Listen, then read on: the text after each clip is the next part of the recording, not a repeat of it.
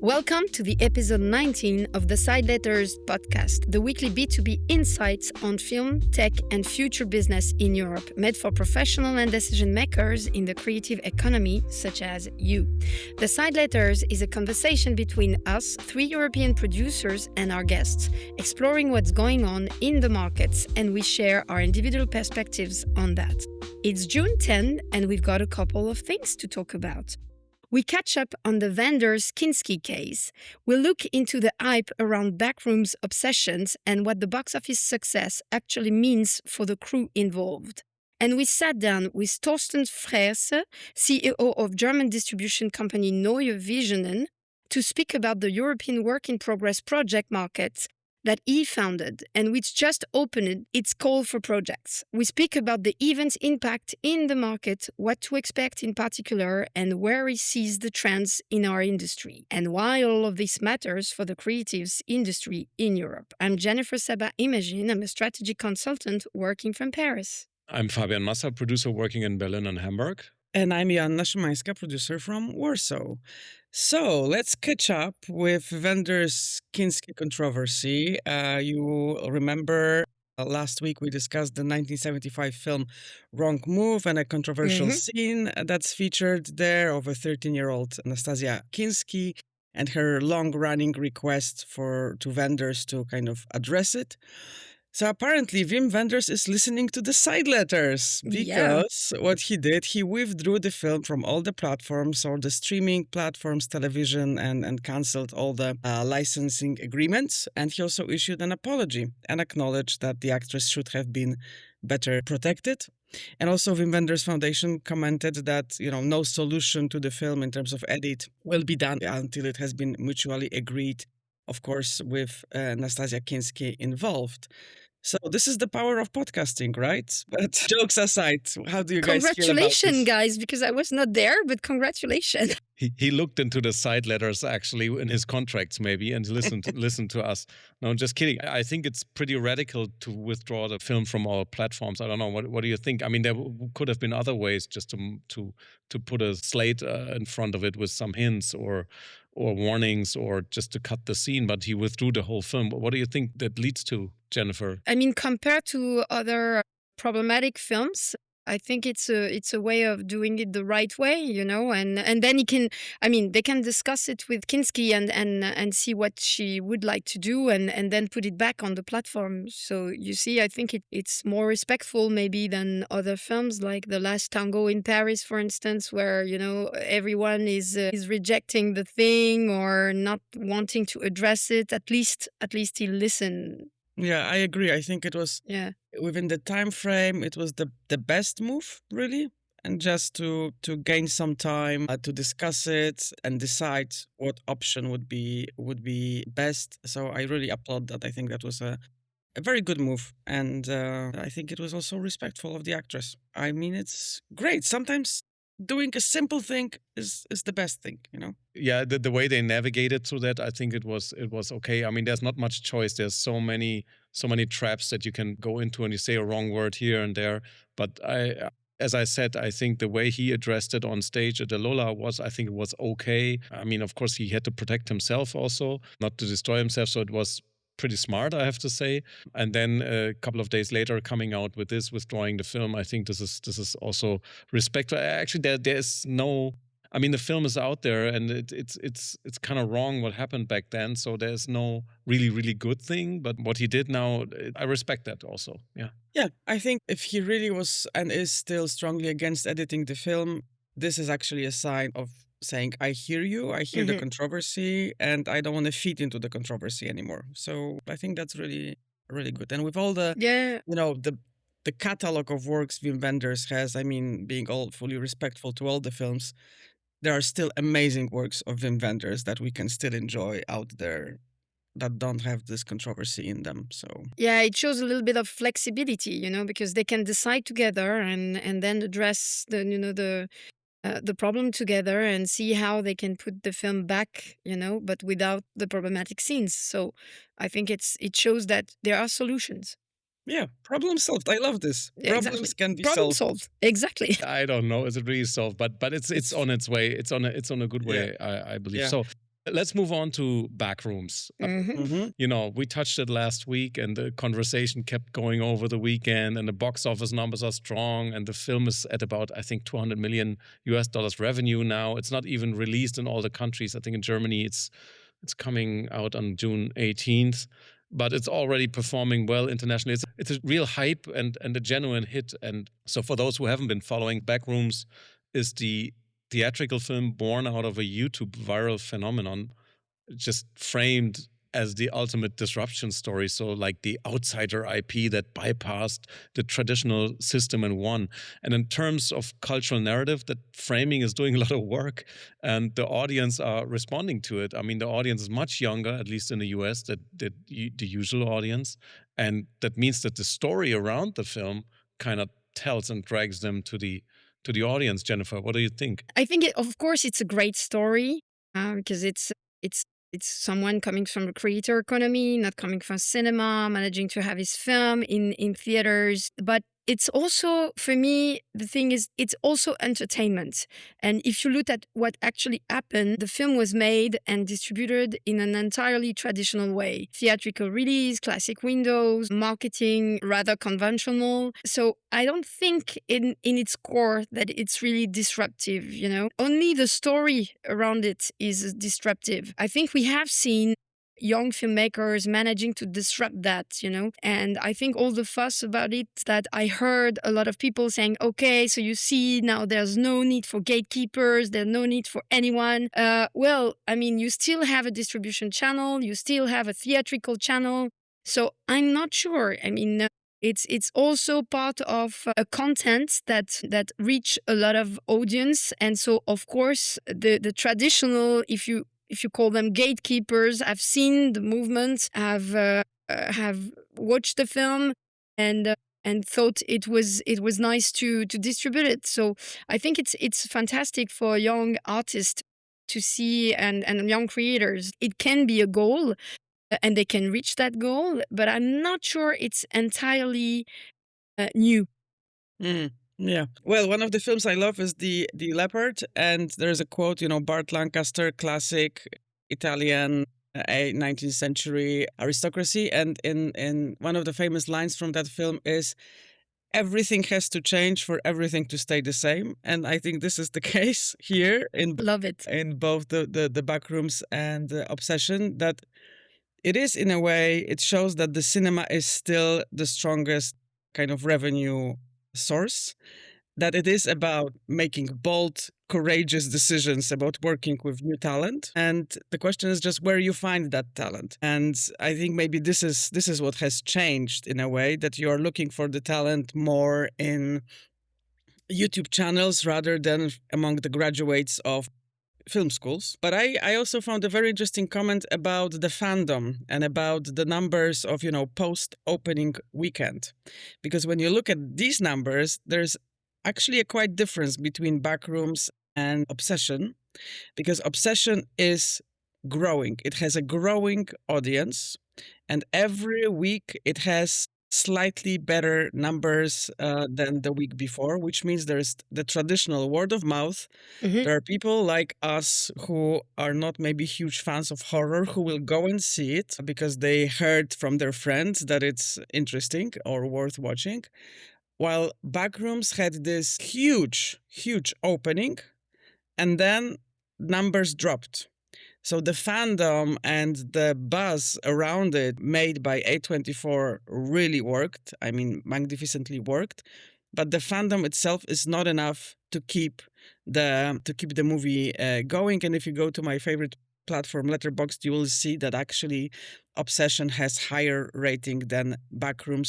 So people like it more as a film, not as a phenomenon. So I think this is also very interesting in the context of these two titles, that the disruption is not there in terms of, anyone from YouTube can make it into the big screen, I think it didn't really change that much. I don't know, Fabian, how does it look like from your perspective? I mean, the films are totally distinct in how they came about, and then the budgets and everything is totally different. But what's in common, I believe, is where they source the inspiration on which they want to make a film. It's different. It's not a big publishing house. It's not an original I mean, there are original scripts, but it's not a script that's coming out of somebody and then you package it with stars. So it's not like that. So there's sources somewhere where already is an audience that they bring it with them, where's a certain atmosphere or style, but maybe not a story. And there's sources from there and they make it into a film that they then more or less market in a traditional way, maybe with an innovative story around it. But actually, I also don't see a disruption. I see just it's another way of finding stories. Mm-hmm. Mm-hmm. Yeah, yeah, and I think also that maybe in terms of Backrooms, it actually is traditional. It's a young talent with an IP that is pre-existing, even if it's only a photo of an empty backlot. And yeah, and I think that this is that maybe the hype around it is also influencing the numbers in the cinema, because the whole industry in the last week between this episode and the last one, everybody was posting, on LinkedIn, everybody was commenting on, oh my God, this is changing the reality of our industry. But is it really? I mean, it's great the numbers are big, but in terms of the processes, as we said last week, I think it's still about the courage of making the decision of allowing a younger filmmaker do something, original. Yeah, and the core of the industry is to try to experiment, and so I think it's a little bit natural in a way. What scares me a little bit is the fuss around it. Like people would start saying we want only people from the creator economy because they are the only ones who know how to reach an audience. They are the only one, and we are going to provide exactly what the audience want. Which for me it's quite scary because it's the consumer society. I think the cinema should always disrupt and bring something different than what the audience expect, and I think we should keep that a diversity. I mean, that's worth sitting with, because the gap between how a film is framed and how it actually operates tells you something about what the industry finds valuable right now, and the industry is looking for money, also. So Surprise. yeah, if the narrative has become, because it's disrupting in terms of narrative, has become a product, then for me it's problematic. It doesn't make these films less interesting, but does it make the conversation around it a little more complicated? Yes, and I think we should think about this, because I think that's what is dangerous. I saw a lot of comments from friends as well saying, oh, we are going to reinvent the industry. Exactly when TV, when there was the big hit on TV series, it was like, okay, cinema is dead, TV series are the best. And then we started to see things that were really common, on series. And we were fed up of seeing always the same kind of trends. Yeah, we've heard that the cinema is dead many, many times, and I'm afraid that it will become a self-fulfilling prophecy, because if we kill the financing ecosystem, the independent cinema will eventually, in its form as it is, die. But I mean, there's also this aspect of this discussion about a certain laziness, I think, of our industry in general. I believe we are the trend makers rather than trend followers. And of course, I am myself trying to work with content creators, but I'm working with them because they have distinctive voice. They have the audacity to break the rules or not even be aware of certain rules, which is, from my perspective of somebody who is in the industry for 20 plus years, super refreshing.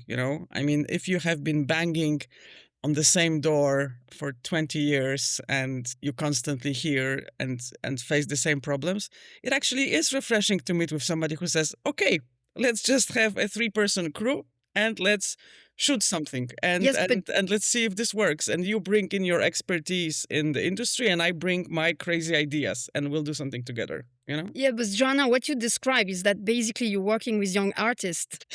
Damn. I mean, they just come from the creator economy, but it's exactly the same. I mean, if we look back in the 70s, the indie American cinema, Jarmusch and all that, they were young, they were disrupting, they were doing exactly the same thing. Yeah.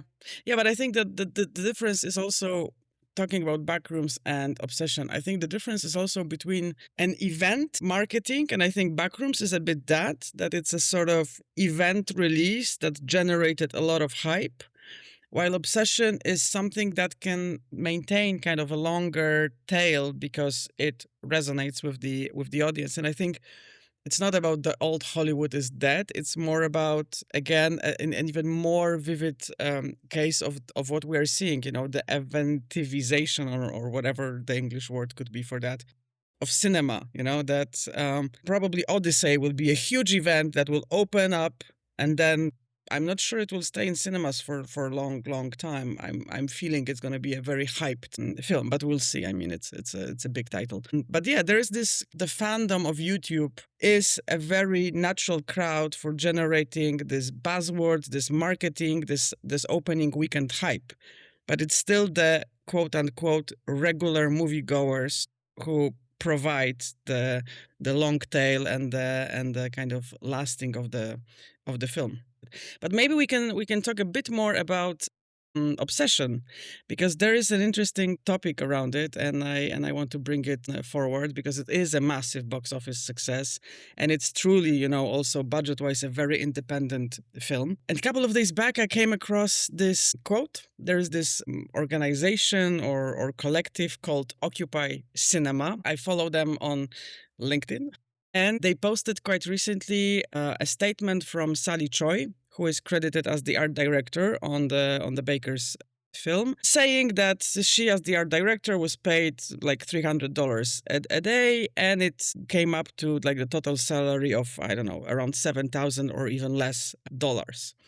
And of course, that she says that she knew the rate beforehand and she agreed to it. And there are so many people who worked on the title, but of course, at many capacities. But of course, the film made, 150 million plus, and it was acquired for a lot of money, for national distribution, etc.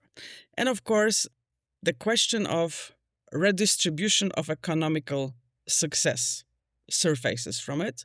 There was a comment under this post from an independent producer who said that in the current state of financing, he is struggling with gathering the financing, and he is always offering, for the crew who works for a lower fees, that they will have a back-end deal, kind of a cut in the final success of the film. But most of the people working don't want to kind of share the risk. They would rather work for slightly bigger amounts and not bet it on the future income. And of course, in case of obsession, that becomes kind of a front of the discussion because the success is so big. I mean, we are also discussing it because it's a success story. There are numerous films that failed, didn't make it. But I wanted kind of to open the discussion here with us. How do you guys feel about it? Because of course the statement of this producer was quite logical. He said, well, if nobody wants to share the risk, I am taking the risk. Why shouldn't I then reap the fruit of the risk, if it's really good? Yeah, but there is this feeling of maybe injustice even. I don't know. Do you feel it's unjust, or do you feel that it's, business as usual? How is there let's look to France, Jennifer. You guys are so no, equal. Of course. I mean, I completely hear what he comments. I mean, his comments, because it's perfectly coherent. You don't want to share the risk, but you want to share when there are revenues. So that doesn't make sense. In France, it's a bit different because the French systems is different and relevant because we have spent a decade building something that tries to account for exactly this problem, to secure, people from cinema, people from also theaters. First, they have high minimum wages across the sectors. You are obliged to pay them a certain amount for salaries and certain amount per weeks and per month. And then we have a very strong unemployment mechanism that lets all the art worker, I mean, theaters, and not all the art worker, but the ones working in theaters and in cinema and in audiovisual, basically they can sustain between two projects, because they get welfare between two projects. And also most of the time writers and directors, I know it's not a lot for writers still, because they're asking for more, but they have a proportional revenue sharing. It's in the law. So it functions as a structural subsidy sometimes for the welfare, for working in a volatile industry. We know that people, invest much more time than when they actually paid for. So it's not completely perfect, but they still have a strong framework. There are debates about it, because Europe is against that in a way. And especially for technicians and for the crew members. But the industry as a whole carries some of the risk, and not just, individuals, and I think that's something that is much more secure for them. And sometimes when you ask them to share the risk, then they have back-end participation. It's automatic. So it's really strictly framed. Mm. And in Germany, Fabian, how does that look? In Germany, is usually on movies, for theatrical movies, you offer back-end deals to the people who are shaping the film the most significantly to become what it is, and this is actually the writer and the director. So you offer them, like, it's normal. You offer back-end deals, and it's in the contract. So when it comes to other creative departments who have a certain role, and that's different in every film, is a production designer, for example, in one film doesn't have such big creative impact, and the other one they have. So that means it's kind of the judgment of the producer to say, okay, this production designer really helped shape the film to become what it is. Let's say premium creative contributor. So I'm offering a back-end deal as well, or the DP or the editor. But there's something to discuss, to negotiate. But what we have in Germany, and I think it's also coherent with the European law, is we have a transparency law that we have to report to all the creative people, also actors, annually how much money we made. That doesn't say that they automatically are it's mandatory entitled to get some money, but at least they see what we make. So, Wow. and to get some transparency, because it's, people don't know. I mean, and I don't expect any actor or makeup artist to know how the business works, because they just see, okay, we made this film for 1 million. And now it has 170 million box office. So they think the producers got 170 million. So, but it's stupid, even some press people who actually should know, they think, oh my God, they made so much money, but that the cinema takes their share, distributor takes their share, you cut off the cost of the distributor, all these kind of things until like the last 10% trickle down to the producer.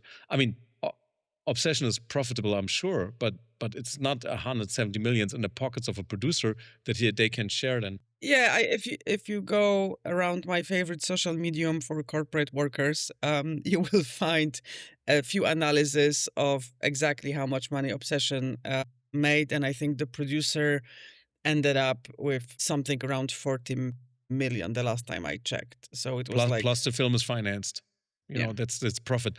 So the thing is, but what we're talking about now is how can make a crew member, what position are they when they're making a deal? Because you don't know if it's going to be a hit. It's a hit business. So at the moment they make the contract, they have to decide, do I take the money for granted, which is maybe low, or do I share the risk and get a percentage? And sometimes they're not just in the position to negotiate. They have to take the money, the quick money, because they try to make a living and support their family or their life or whatever, and then they have to take it, and then the film gets a big hit. So in Germany, it's like that. If there's a big discrepancy between what the producer make and what the crew member made, they can go to court actually, but it has to be a huge discrepancy. It's not just on any profit that they get a share. But can it be any crew member, or just the crew member creative that has like artistic creative input? Exactly. Mm-hmm. So it's actors. Yeah. It goes down to makeup artists, but not like lighting technician. No. But what you said was super interesting, because I think it's not about the lack of transparency, I think, but also the lack of knowledge on the end of the below the line crews, that the understanding that it's not 1-to-1, that what's in the box office ends up in the producer's pockets. I mean, there's this undying myth in Poland that producers should not have a producer's fee in the budget because they should be making money out of distribution, which clearly shows that people who say that don't really understand how the money is made in our industry. But I feel that when we talk about the crews, that's very interesting discussion we also have here right now in Poland, because the union of below the line crew members recently published a report. It's in Polish, but I think we can have a link in the notes, and you can use the technology to translate it. They recently published a report about salaries in the Polish film audiovisual industry, film and series.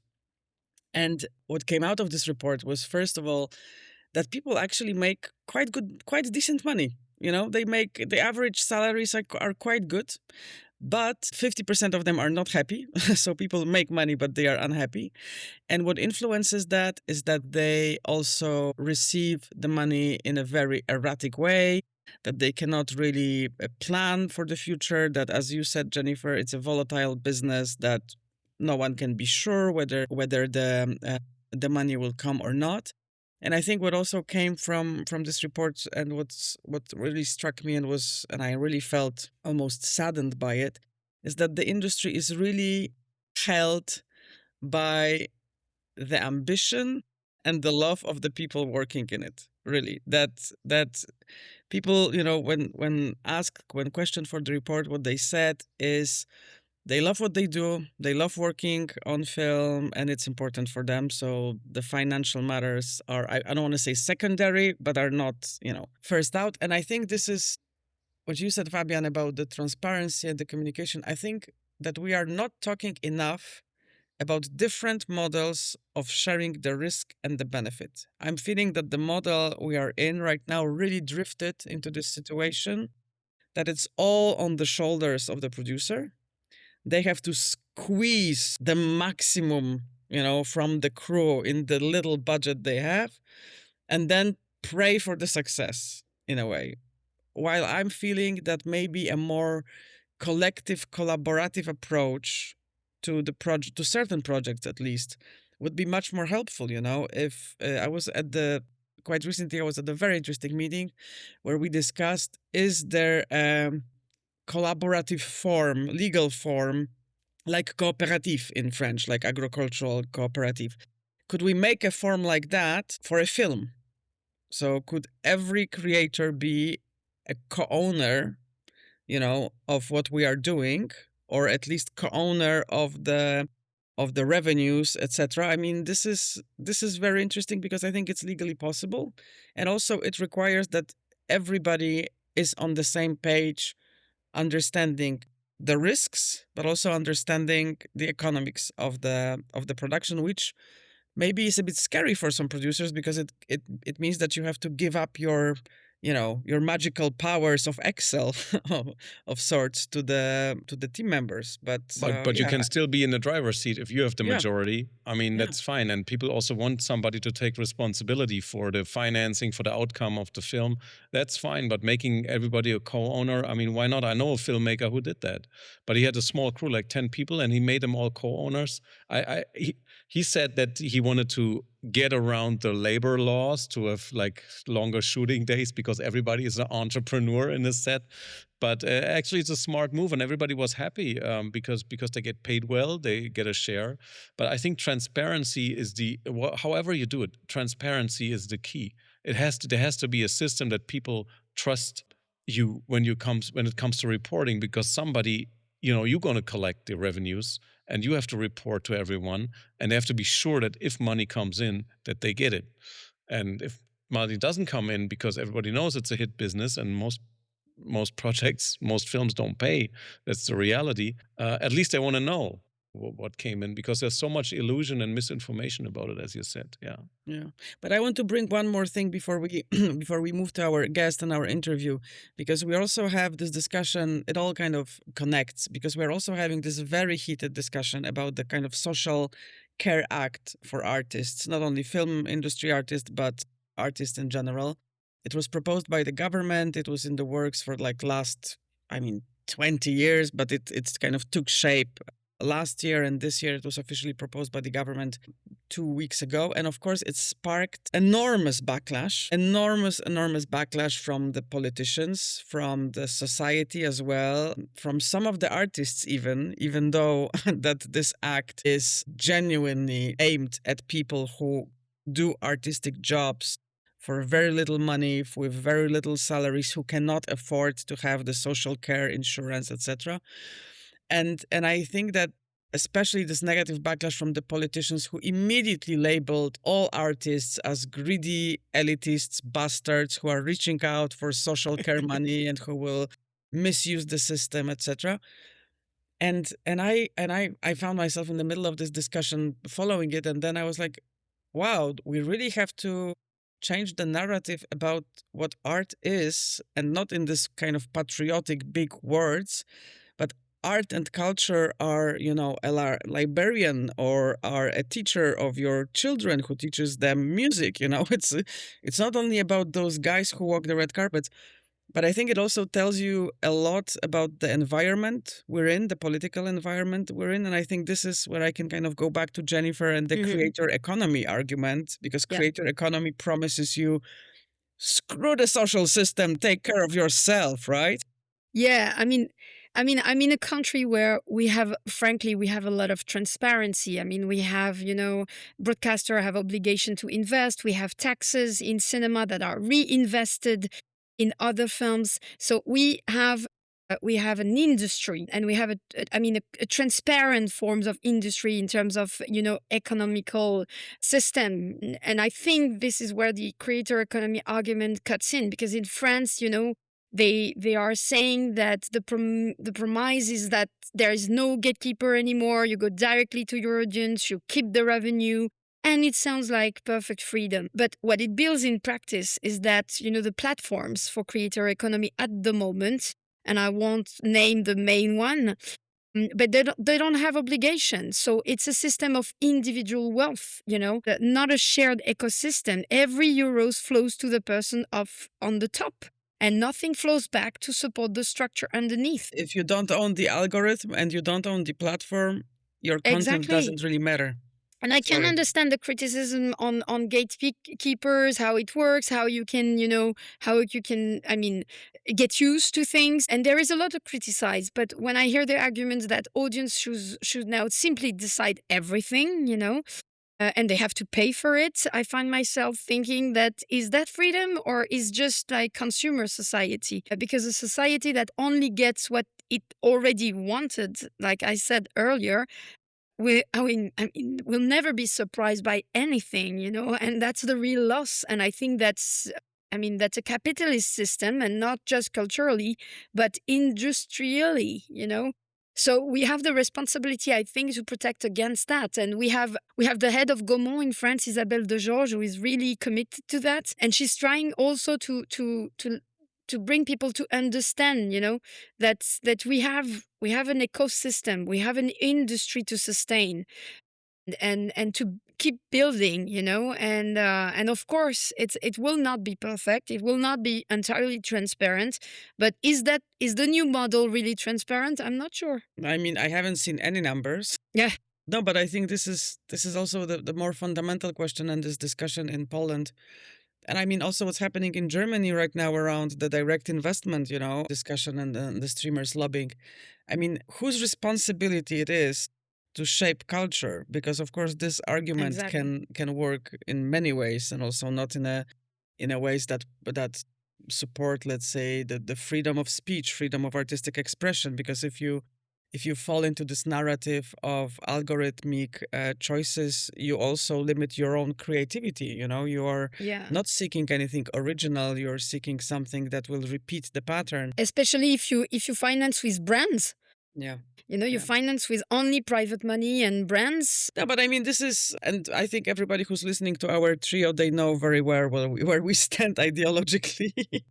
But I feel that that as everything, this really requires a smarter, maybe calmer discussion, rather than this extreme discussion that we also have, right now, where we started with Backrooms and Obsession, in a way that we kind of hold on to this one example to say now the world will be completely different. And I think the world doesn't really work that way. That it's more of a progress that has to be made, it's more of a changing the structure of the systems we work in and making them maybe more flexible, but also making all the partners contribute and not apply one logic to one player and another logic to another player. I think this is This is a big challenge. I don't think we can solve it in the side letters. I don't know, guys.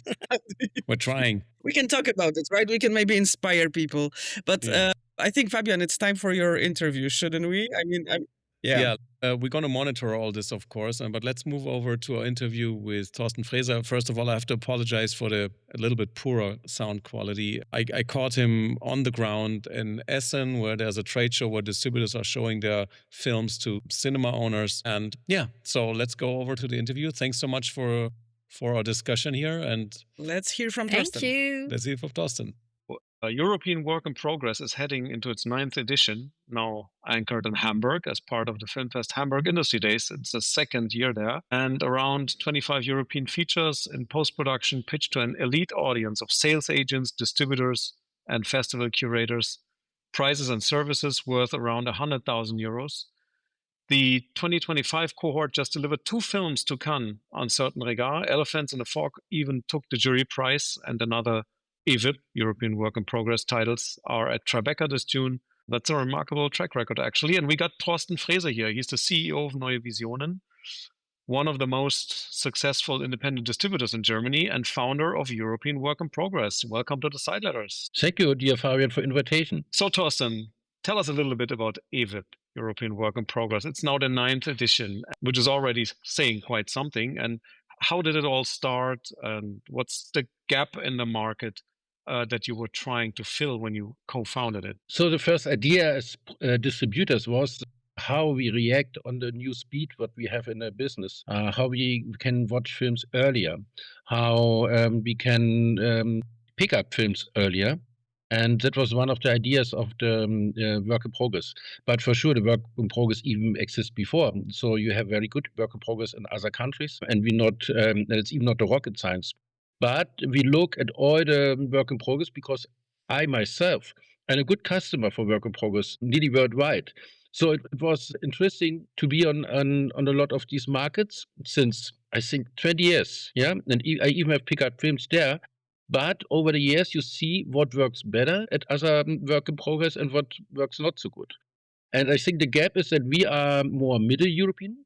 So for sure, we have also East European and from all other areas, but the other work in progress, or most of the others, are more East European. So and have the focus there. We have a little bit of focus for all European films, and that is a little bit the difference. Something else is also the length of the film. So we show 8 to 10 minutes. We're not showing, for instance, a half of the film. So we can present more projects. And I never do something to correct my interview partner, but we not only show films in post-production, we also show films just beginning in the shooting. So we had in the past also presented films who had the first shoot possible 2 weeks ago. And so we want to be fresh with everything. And that is a point we like to have. So in this way, I think we are also more and more attractive for the international sales because that's our biggest, let's say, customer group in a moment. And behind them, and there are very important companies there. And behind them, we are very proud that in all the last years, we had Cannes, Venice, Berlinale at guests too, to pick up films there. So yeah, I like to do it.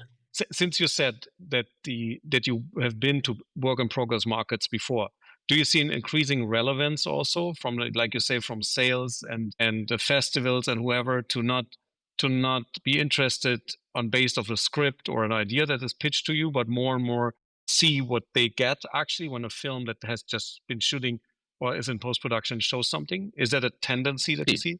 Yeah, that is a point. So for sure, if you have a big name, you can do it on a script basement and you not have to deal it.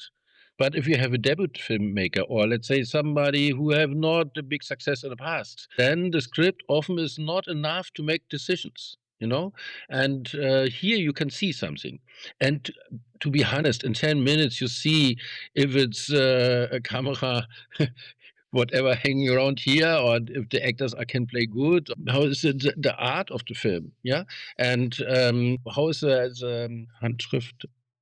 cinematic language. Yeah. You see, in 8 to 10 minutes, you see really so much things about the film and can have together with the script a much better decision to take over a film or not. So at least these market give also a chance for the younger ones, because you can with them, it's for sure it's not all debut films, but let's say it's not the biggest names, and so they have a chance to show something sometimes very interesting and very let's say in a good way artificial. So that is platform gives these people a chance. So that when they are there and they're pitching, they're also there in person, right? They show some excerpts, but they're also there. So producers meet with the sales agent and festivals. So it's also a networking thing. So you understand what the filmmaker actually, what kind of person she or he is. So who you have to deal with. But who else is in the room? You just mentioned some. Can you mention some sales agents that come there regularly, just to give us some names? So we have 60 sales. To be honest, that's nearly all of them you know. That is a little bit hard now to say in these words, but yeah, you don't want to pick somebody out. I understand. That's okay. Let's but say it's the big sales agents are there. Yeah, at least everybody is there.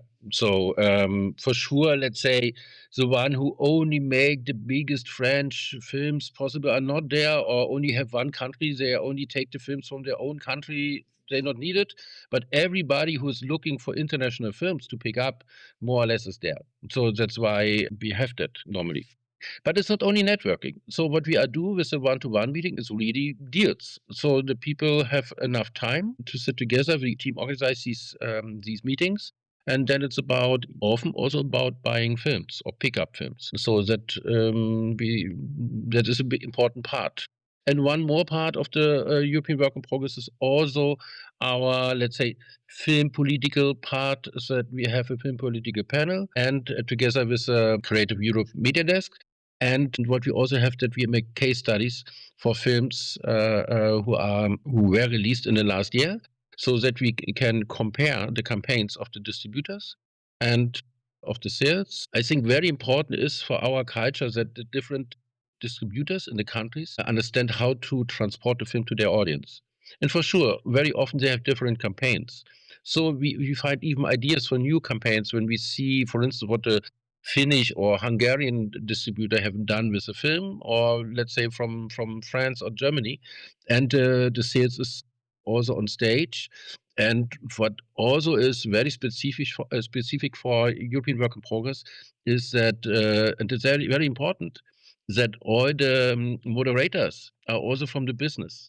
So that we're not working with, let's say, paid moderators who are there at every festival, that people from the business really have the good questions, because they know everything in the reports and in the campaign and in the budget, so they can ask deeper. I had the honor also to moderate some of them. I know what you mean, absolutely. But you just mentioned you also you enable deals with the one-to-one meetings. Apparently, some deals come about. People find each other there, or sales agents finds projects, festivals finds films, and the numbers speak for themselves. So like EVIP films went to Cannes, to Venice, to Sundance, Tribeca, and and one film just won the jury prize in Cannes Certain Regard. And can you walk us through what happened, and what happened exactly? So the film didn't have a sales agent when it entered EVIP. Did they find each other there? Let's say in this number of films we are presenting, let's say 25 or more, then we have the situation that for sure our focus is on films who will not have a sales at this moment. It can be that there are 2 or 3 films have a sales, but a lot of the customers are the sales who are there. So it's not interesting for them to let's say 15 of the films would have a sales. That's why for sure our focus is that we want to have deals and chances for the films. So the focus is for films who are in the moment not have sales. But sometimes we make a section, but it's not. Let's say if you have these number of films, I would say 23 of them or 22 have not sales. Yeah. So, but that means also like television stations or streamers who buy licenses, not really your audience, or are they also coming? TV stations for sure. Streamers we had in the past, but so much of them you don't have who can make deals. So we had one time this and one time the other, but let's say it's they are welcome, but it's not the focus. And one big thing is also the awards, right? You have really huge awards. What the projects can win. Can you tell us a little bit about what kind of awards are giving there? And of course, I imagine if you win an award, it's a big incentive also for finding a deal. Then, but what kind of awards do you have there? And who's in the Yes. jury, by the way? We have a jury. The jury normally is since the beginning, is more or less the same. A little bit boring, but I think it's a good way to have different colleagues in the jury. So we have normally, let's say the normal mix is to have one from the TV, one from the international sales, one from the festival, a distributor, and then we look around, possibly a producer from who wants something in the last years, so that we mix people together, but is also a chance for them to have a good time there and building friendships. With the awards is something else. At least there is not a big difference to the other market events like that. It's very hard to find cash awards, yeah, and so we have the good situation that with a lot of help from the post-production companies in Germany, also or especially in Hamburg, we have good partners who give vouchers, yeah, for this film if they still need it, or for a next film of this production company. For instance, from Hamburg was new in the last year, very helpful. The Northern Star Group, for instance, with Seigerman Audio and Loft. And the other, but we still from the beginning have K13 studios with dubbing, and even last year new with a big award was Post Republic as a post-production company. So mostly is this. But something else is important. For nearly all of them, it's the first award they got with their film when they got it. Yeah. That is also very funny and very nice for them. So it gives them help. To be honest, yesterday I spoke with a filmmaker from a film who was at the Film Fest Emden and won an award. But the film before was only for TV. And because of European Work in Progress, he found a distributor, and then they changed the deal with TV that they can make a cinema release in Germany. Yeah, great. Even these things can be work. It can be everything. But for sure, for us, what's the best if the film fits a festival, they find a sales company and a distributor and the TV. But sometimes it's only one of them or two. Yeah, but with this number of films, I think we more or less we have around 40, 50 deals then, and that is, I think, a good how you call it, rate. Yeah, it's a good rate. Yeah, that's a good rate. Yeah, exactly. Conversion rate. Good conversion rate. Yeah, and so in an ideal case, if I'm a producer and I have this project, maybe from a debut or no big names in there, I go there, I get a lot of traction in the market. You can also come with big names, Fabian. No problem. Yeah, that is a misunderstanding. We love everybody. Okay. We even had some legends on the stage in the past. That is what is not it's not the topic. Yeah, but let's say the focus is something else. Okay, I understand. So, but in an ideal case, I go there, I get some traction in the industry. Maybe I get a deal with a sales festival. I take home an award, and I have a lot of knowledge. Also, what you say, you have these panels about and case studies where you just also learn, get inspired about the industry. Yeah. Yes, this, and on the other side, the next days begin the International Film Distribution Summit. So a lot of people stay, and there they have also a good input with innovative strategies and methods to release films. And then a lot of the people stay even for this conference. What is the name of this conference? You mean the Explorer Conference? The Explorer So full disclosure, Conference. in my role as the head of the Film Fest Hamburg Industry Days, I know all of this. Of course, but the European Work in Progress is just a great start, and I've been following this since the very beginning. So I was there also. I was even in a jury. So full disclosure about that. But it's a great event. But take us a little bit about the situation right now. So if you select around 25 projects, or at least 25 projects, how many applications are you dealing with year by year? Okay, we have in the last years around 200 applications. But to be honest, at first, not all understand the system. It is called European Work in Progress. That's why the films have to be a European part. It have to minimally have a European co-producer. There's one exception that is 3 films in the Africa focus we take from Africa and not needed a European co-producer. It can have one, but they're not needed. But in general, the films have to have a European part. That is one. Then, to be honest, it's not that we have 160 high-class films in the end. We have good chances to come in because there are a lot of people not know the rules. People have 3 work in progress before. For sure, we are not selected them. We are fresh and attractive to the customers. We want to have fresh films and not old ones. The problem is also that in the application, we have some documentaries because it's an important part, but it's also a little bit another market. So we have, let's say, in the last years, we have 1 or 2 animation, 3, 4, 5 documentaries, but also the focus are fiction films, So we have to sort out a lot of films even before. Then, let's say, with the last 60, then it's an important run, or it's an interesting run to the seats in the room. But it's not. You have not so much productions who needed it. So it's not that we are overworked with this. It's nice, and it's the good thing for us. It's that still open. Yeah, that it's still that we have, let's say, that we can give chances. And I stated true. Last year, Elephants in a Fog was a little bit outside and then come in the last minute. Wow.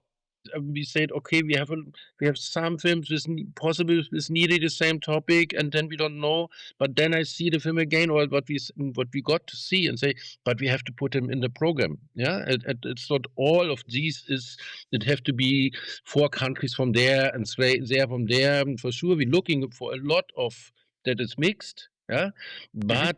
It's still, how to say, it's still possible to come in from the side. And in a surprising way. Yeah. Yeah. And that is something what I say it for myself, it's not posing, but it's something what I really like by myself on European Work in Progress. That we are also still in progress. Yeah, work in progress. So the event is still in change. And I think we have made some good rules for how it can run, but we still changing. And so it's still in the open process. That is also, I think, a special chance. It's not all written to the end, And I not will say that others make it wrong, but sometimes when I see in some festivals, so it's very hard because they have only this one way. We can have different things. For us, for instance, also a comedy can be a part on the stage. Also a film who goes more commercial. It's not a problem. It can be also very hard art. Also okay, It's not a typical festival circus, only this. Yeah, 2 years ago we had Uwe Boll on stage. But it was cool. Yeah, it's also, we have to be He's open. a legendary genre filmmaker for those listeners who don't know him. Yeah.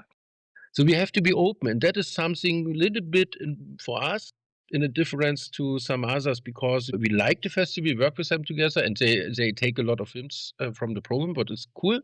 But we are also open for other things who are not typical only for the festivals. We are also open for films for the audience. Producers can come to us and apply to European Work in Progress. And we are not decide with a nose, no, that's not typical festival circus enough.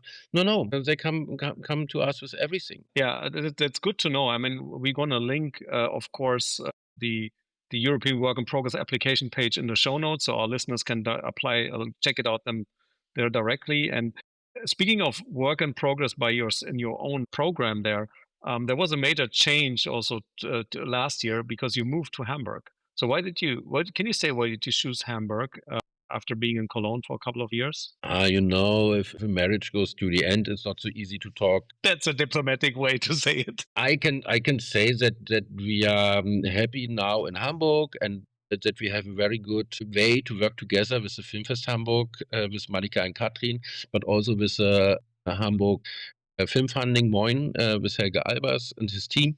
So we are there in good hands. And also one part is also how to develop this European Work in Progress and the International Film Distribution Summit. And we see with the festival in Hamburg more potential how it can grow and how it can be a part of a very big industry event in the future, the Industry Days in Hamburg, together with the Explorer Conference and other events in the future too. And that for sure was one part of the thinking about that. But how it goes, it can. Maybe it was an opportunity there to change also. Yeah, I understand. You just mentioned Creative Europe Media is supporting the program also. What, besides the money, what does that mean in practice? Are they also content-wise, like for the panels or something relevant, or how do they Yes, contribute? let's say we worked from the beginning. We worked with media in the way of the work together with the German media desk. So in Cologne, we work together with Heike Meyer-Döring. Now we work in Hamburg together with Lisa Emer. And for instance, the film political panel and the case studies curated together with them. And that is also important for us because we want to have the exchange about that. And we have a little bit of plus that we are easier with the data to prepare everything.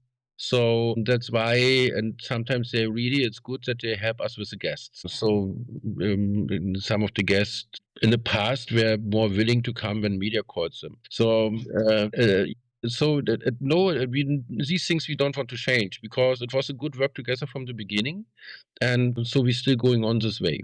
Okay. Let me ask you something, because you are also one of the most experienced independent distributors in Germany, and in your role with European Work in Progress and being a distributor, are there any trends that you're seeing right now? The projects that are coming in, and what buyers or what you are looking for? Is there something coming up? I mean, looking at the US box office, everybody thinks about Backrooms and Obsession and these kind of stuff. Maybe it's just a flash in a pan, maybe it's something else, but do you see in the work that you do and for your audience, your customers, a certain trend? How to say it? Let's say there are so much things you can see, and you can see as a trend or not. And the question is how important they are, and how you can transport them to other countries. But that's so different worldwide. Yeah, so at one you see a growing market in Asia, for instance, with good colleagues, with big success on the market share for domestic films. On another side, you see in Europe, I can say it as a distributor, that the cake, that a part of the cake from the income of a film who comes from cinema is growing and growing. And because TVOD, DVD, it's going to be it's smaller and smaller, and as what is not mostly for the most of the art house films not really alternative, and so these things in cinema will be more important for a lot of colleagues. And I think that these ones who were in the past very good in this field are in a poor position now. These things. So then for sure, I still in the analyze of the current film market. I still analyze the amounts of the askings and some of the takings. Were they pretty high this year? Some of them, yes. It's not a problem. It was not my films or the films I was run after, but that's it's still things you can give an opinion in this moment, but you not have analyzed it. So and that is still in progress in my brain, yeah. And so I also look at a lot of data now, and we look what we can find for us results of these changes.